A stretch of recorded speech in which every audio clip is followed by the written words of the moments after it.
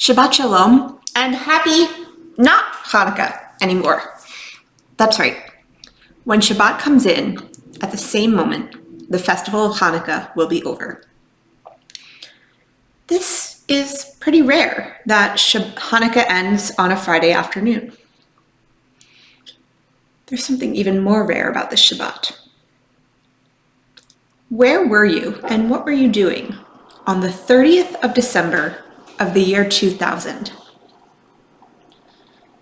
If you can remember being in shul that morning, you would have heard the Haftarah assigned for this week's Parsha when it is not Rosh Chodesh and not Hanukkah. Happens less than a quarter of all years. The last time that this special Haftarah was read was 20 years ago, and we're going to read it this Shabbat. It's usually Shabbat Hanukkah. Sometimes there are two Shabbases in Hanukkah because Hanukkah is 8 days long. This is a really special Shabbat. It is Parshat Miketz, which is the story of Yosef rising to power in Egypt. He has the wisdom to interpret Pharaoh's dreams, and he becomes the second most powerful man in Egypt, perhaps in the world. Dreams, wisdom, and judgment. Pharaoh appoints him to such a high position so quickly because Yosef not only tells Pharaoh that his dreams mean that there will be a famine after 7 years of plenty. He gives Pharaoh a plan to stockpile grain in the 7 good years. Our rabbis assigned Haftarot, assigned the selections from the book of prophets that we read after the Torah reading. They made these decisions of what to read by some connection between the content in the book of the books from the prophets and our Torah reading. The story that they assigned for this week, which we almost never read, is from the book of Kings. It is the story of another wise man who had a dream. It's the story of King Solomon, who just before our reading picks up, had been dreaming, and God offers to reward Shlomo with anything he wishes. And Shlomo chooses wisdom.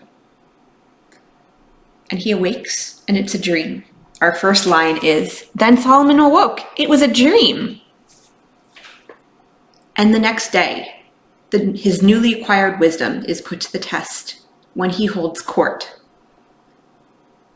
And the famous story of 2 women coming before him, claiming one of the rare cases in history of a maternity trial of whose baby is whose, he is presented with. This Shabbat morning, I'm going to be talking about this story because it is the first time in 20 years we've had the opportunity to read it. This isn't a regular occurrence. I'm sure there is some formula to use to figure out exactly which years we will read this. This important, strange, and chilling story that involves threatening to cut a baby in half. Perhaps that's one of the reasons we sort of don't read it that often, because it can be very painful. When these rare occasions happen, we have the opportunity to reflect. Where was I 20 years ago? Where am I going to be in 3 years, the next time we read it? And where am I going to be? I can't even find it that easily on the internet the next time after that, which will be several decades.